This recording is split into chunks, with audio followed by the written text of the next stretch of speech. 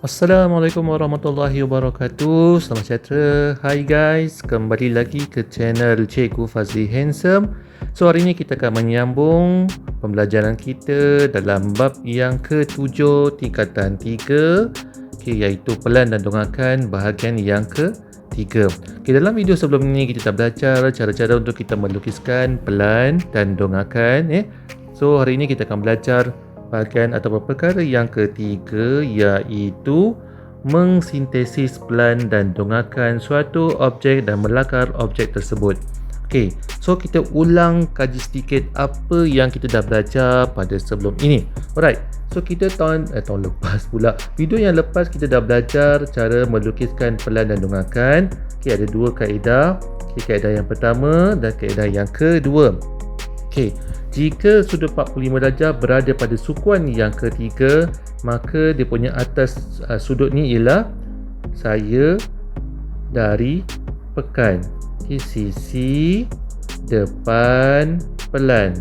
Okey, manakala jika sudut 45 darjah pada sukuan yang keempat, maka atasnya akan jadi saya dari pekan ataupun sisi depan pelan.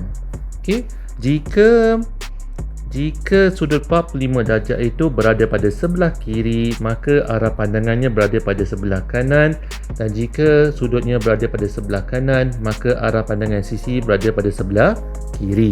Okey, ini kita ulang kaji balik apa yang kita dah belajar pada video yang lalu.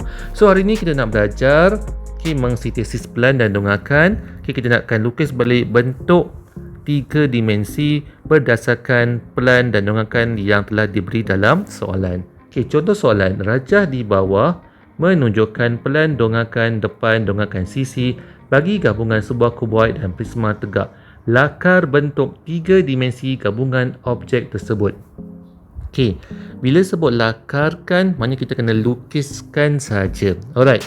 So yang pertama, sebelum kita melakarkan pada kotak yang saya telah sediakan di bawah ni, kotak ni saya sediakan untuk memudahkan kita melukis. Alright, so apa yang kita perlu buat ialah kita hendak cuba dulu lakar secara kasar macam mana rupa bentuk 3 dimensi gabungan objek kuboid dan prisma tegak. Okey, yang pertama, kita tengok sebentar.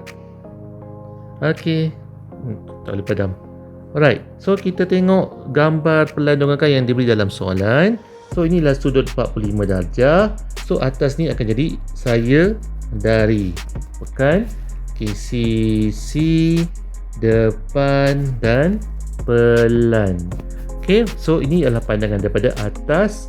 Ini depan dan ini sisi. Right, bila bila sudut 45 darjah berada pada sebelah kiri, bermaksud gambar tu dilihat dari sisinya sebelah kanan. So kita tengok sisi sebelah kanan.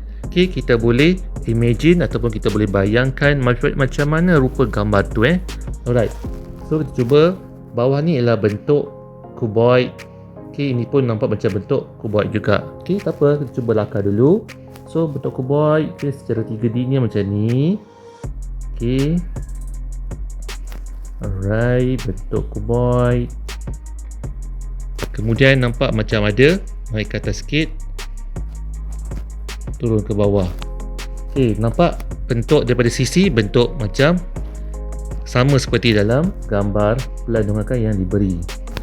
Alright, kemudian yang kedua, kita nak tengok pandangan daripada pelan. Pelan kita nampak daripada atas. Atas kita nampak bentuk rata kiri dan kanan. Bermaksud kita nampak daripada atas. Ni pelan nak lukis sekarang. Macam ni pelan dia. Kemudian kita nampak seolah-olah sini ada bentuk segi empat. Macam tu. Macam tangga nampaknya. Tetapi kalau kita tengok pandangan daripada depan pula, daripada depan sini dia akan jadi sengit.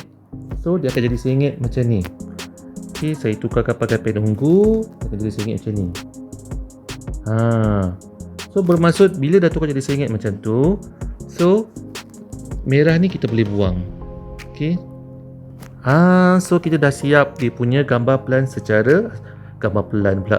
Dah siap gambar 3 dimensi secara kasar. Okey, kita cuba murnikan balik. Okey, kita buat garis putus-putus di bawahnya. Okey, ada putus-putus dan ada putus-putus di sini.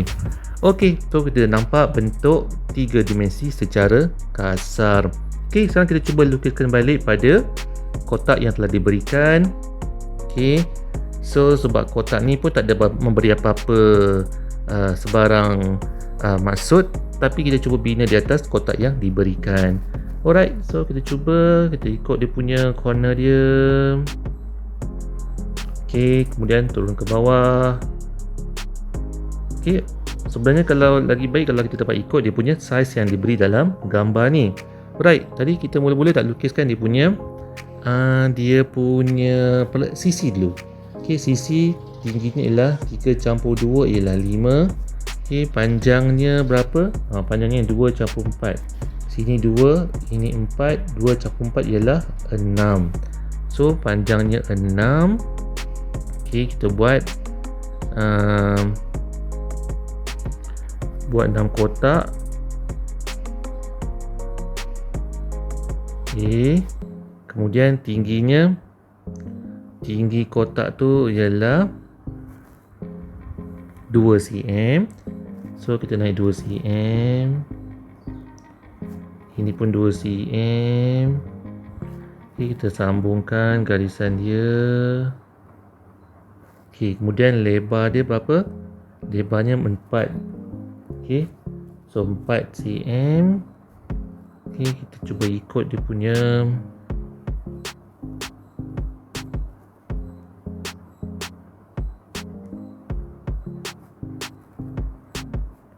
Okay.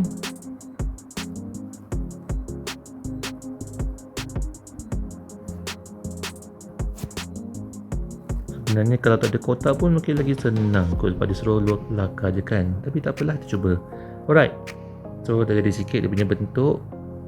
Ni kelakar lah.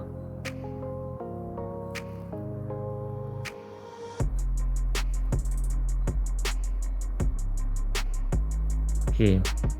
Alright, kemudian so tadi sisi, ni sisi.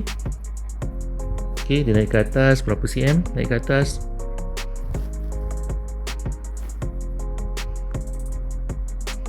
okay, 2 cm naik ke 3 cm. Okay, 3 kotak naik. Okay, kemudian lebarnya 2 cm.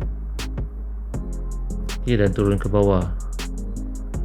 Alright, kemudian kita dah buat apa lagi? Okay, so kita dah buat pandangan sisi. Sekarang kita nak buat pandangan pelan pula. Okay, pelan. Okay, ini pelan. Yang saya lihat warna kuning ni adalah pelan. Alright, so bentuk segi 4. Okay, saya cuba buat gunakan kamera untuk membezakan sisi depan dan hadapan. Okay, seolah-olah kita lukis balik macam ni.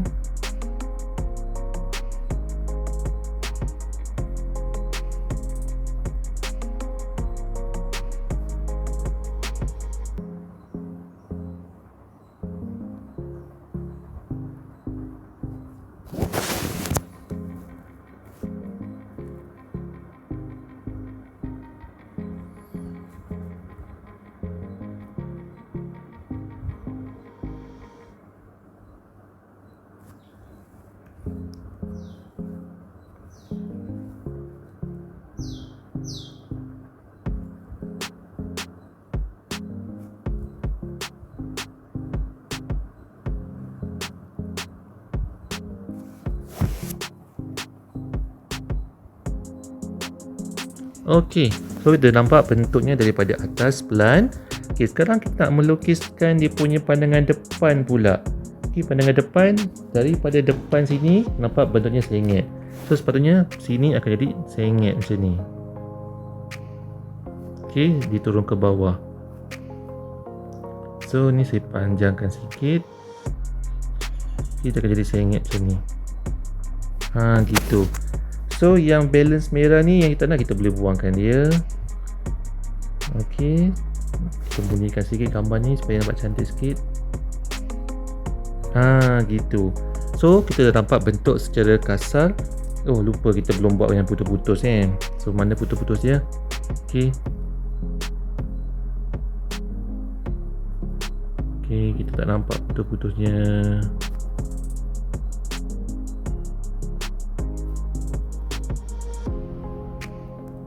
Okey. So, kita dah siap melukiskan pandangan depan, dongangkan sisi dan juga dia punya depan dia, dongangkan depan secara bentuk 3 dimensi. Okey, so kalau nak buat soalan macam ni, dia memerlukan satu imajinasi yang agak jauh juga untuk melihat macam mana rupa objek tu kalau dilukis secara 3 dimensi. Alright, so kita akan masuk kepada bahagian yang terakhir dalam bab yang ke-7 ini, iaitu menyelesaikan masalah yang melibatkan pelan dan dongakan. Contoh, raja di bawah menunjukkan tapak JKLM ialah sebuah segi empat tepat dan RUVS ialah serta condong. Lukis dengan skala penuh. Yang pertama pelan objek, yang kedua dongangkan dari arah X, yang ketiga dongangkan daripada arah Y. Okey, sekarang saya tak nak lukis ikut yang seperti mana kaedah 1, kaedah 2. Kita nak buat secara berasingan. Okey. Alright. So yang pertama kita lukis pelan. Pelan ialah pandangan daripada arah atas. So nak lukis pelan, kita kena lukis tapaknya dahulu. Okey, saya ulang sekali lagi. Banyak kali tajuk ni memerlukan pembaris dan pensel dan perlu dilukis mengikut ukuran yang tepat. Alright. Jadi macam saya sekarang ni, saya tak dapat gunakan pembaris, jadi saya buat anggaran saja.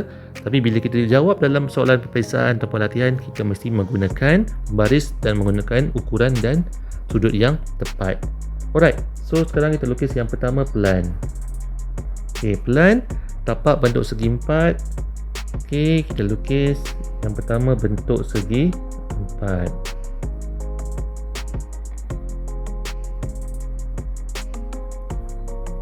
Okey, so buat bentuk segi empat. So panjang sini ialah 6 cm, inilah 7 cm. Kemudian kalau kita pandang daripada atas, kita akan nampak satu garis pada SR di sini. So berapa jarak SR? So tengok pada gambar sini, P sampai S ialah 5 cm. Bermaksud 5 cm kita kena ukur daripada titik P ni sampai ke S ni sebanyak 5 cm gunakan pembaris, dan kita buat satu garis lurus. Okey, so kita tak nak ada kesan macam ni lah. Okey, dalam peperiksaan kalau nampak kesan macam ni bermaksud salah, tak boleh. Jadi kita repair balik. Okey, kita cuba repair balik. Lepas ni saya buat tanda kan, jadi saya buat tanda. Okey, so yang ini pun saya tak boleh. Okey, dia tak bercantum.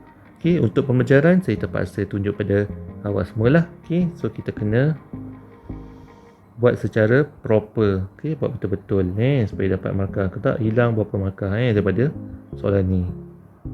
Alright.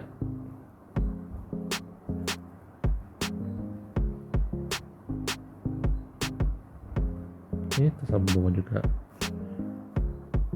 Okey. Macam keluar. Okey, tak apa. So kita cuba buat yang terbaik lah yang mampu saya buat. Dia keluar lagi. Okey. So inilah bentuk pelan daripada sebelah atas. Sekarang kita nak melukis bentuk yang kedua, iaitu dongangkan daripada arah X. So yang kedua dongangkan daripada arah X. Kita akan nampak bahagian depan. So bahagian depan kita akan lukis bahagian belakang dulu. Pun sama, bentuk segi 4. Lebar 6, tingginya 5. So kita buat pun bentuk segi 4 juga.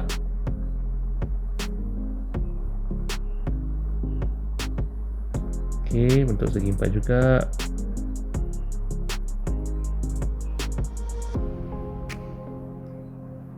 Kemudian tinggi di depan, kita nampak bahagian depan ni.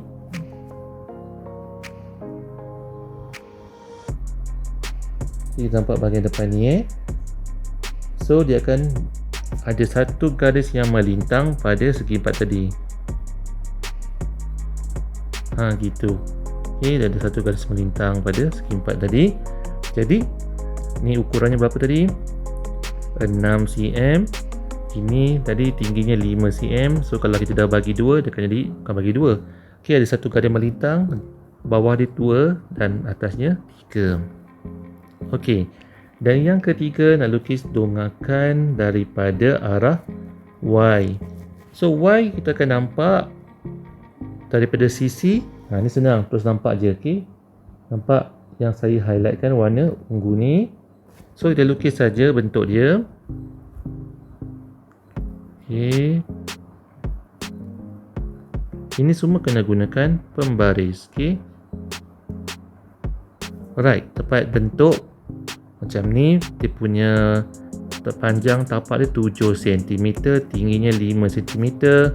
Okay, tinggi yang hujung ni.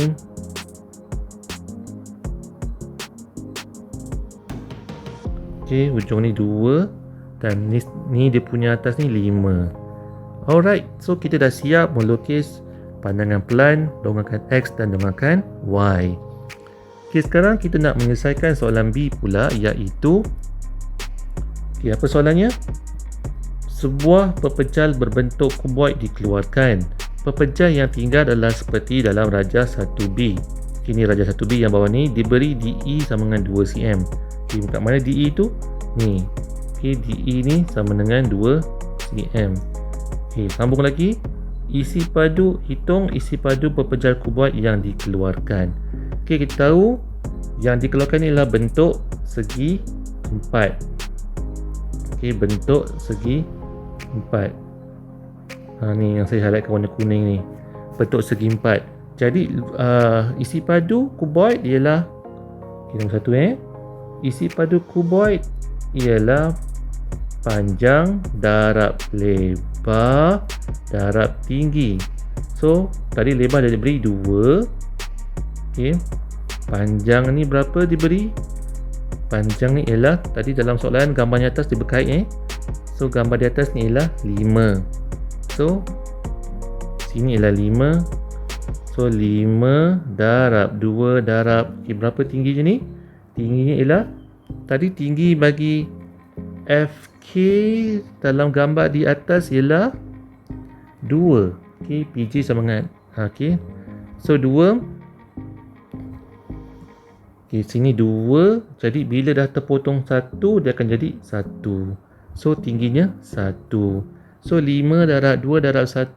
Okay, jawapannya ialah 10 cm persegi. Salah. 10 cm padu kuasa 3. Alright, tu isi padu pepejal kuboid yang dikeluarkan.